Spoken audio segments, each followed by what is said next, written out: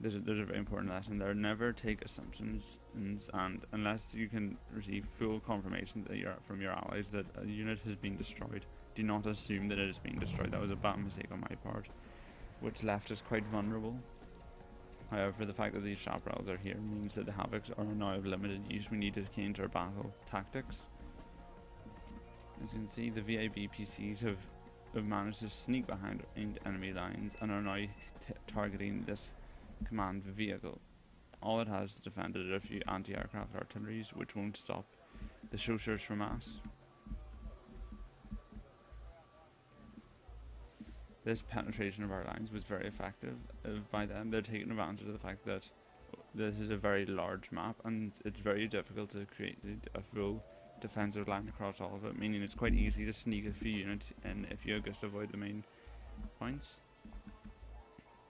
They're now also bringing in some Gazelle G4-1F cannon helicopters. These are very cheap helicopters equipped with nothing more than a cannon, but if you can get them behind the lines, they'll be as the Chasseurs for massive points to knock out the command vehicle, but the Services are now counter-attacking. However, the damage has been done.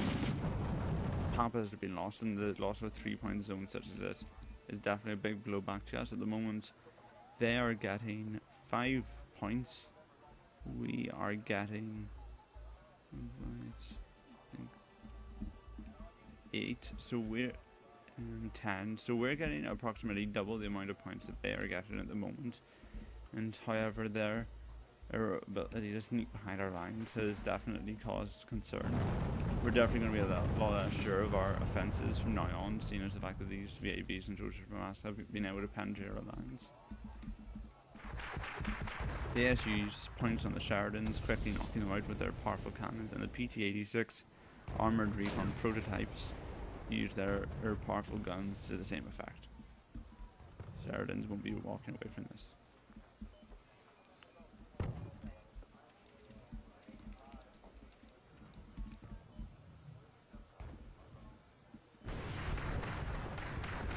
The Chasseurs from us try and advance into Sierra. However, this command vehicle is much better defended. It's got BMPs, Motorstrelki, Spetsnaz and ETRs to defend it. Chasseurs from us are already being weakened by the fact that I've brought one of my helicopters in to help finish them off and spot them in the woods, meaning that this is definitely the end of the road for them. However, they've done significant damage to our forces. I bring my last Havoc in to try and knock out the tank destroyers, pushing them back into Kilo and definitely reinforcing our forces here, but they still have their Chaparral, which has been vetted to level 3. This makes it incredibly accurate and we'll be able to deal with the Havoc very quickly.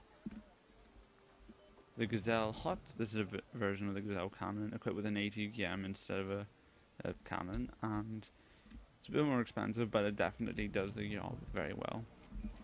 Now these Gazelles are proving their worth. They managed to fly in, flank our entire forces, and quickly make short work of this command vehicle.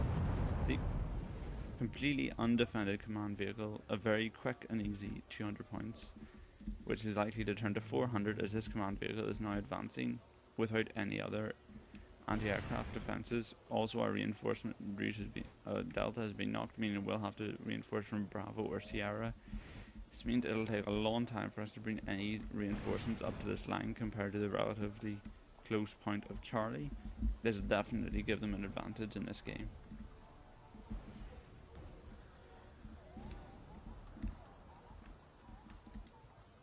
The last of the Chasseurs from us desperately trying to push through to Sierra. However, the BTRs and the Spetsnaz will definitely ensure this is no threat. Another command vehicle there falls prey to the M150s tank destroyers. They managed to destroy it as it was driving for the Echo. This now leaves it 400 points that they've destroyed from our command vehicles, and now these Gazelle cannons are coming in. It's going to turn into 600. This has been a very bad few minutes for us. We've already lost 2 command vehicles, and most of our economical advantage is being wiped out. They've now taken the lead, even with 4,300 points to 4,200, with the Gazelles now casing down this command vehicle. I, however, am desperate to make sure that they cannot get the satisfaction of a third command vehicle and bring in my Mi-24As and my Salamander recon helicopters. I mean, ATGM helicopters. However, the Gazelles are definitely on a mission, and these French helicopters are very fast. They quickly chase down the command vehicle.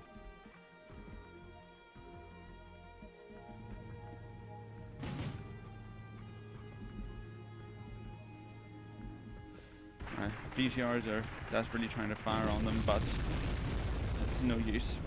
Third command vehicle down. And even though the Tunguskas will make quick work of the cannons, this has been a catastrophic few minutes for us and my allies.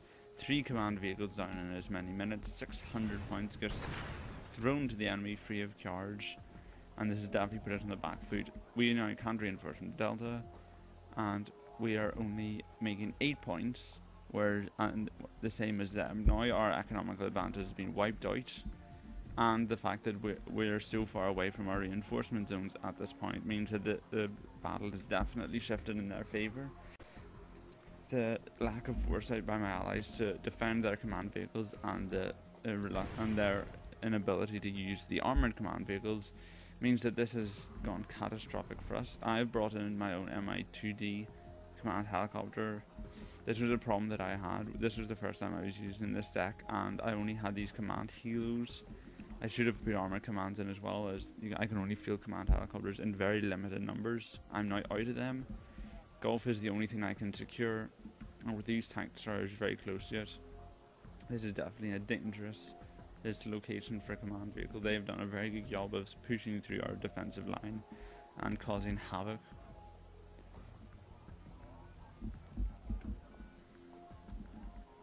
With my forces broken, I'm definitely feeling we're now on the back foot. They've got a 200 point advantage, and our economical advantage has been eliminated.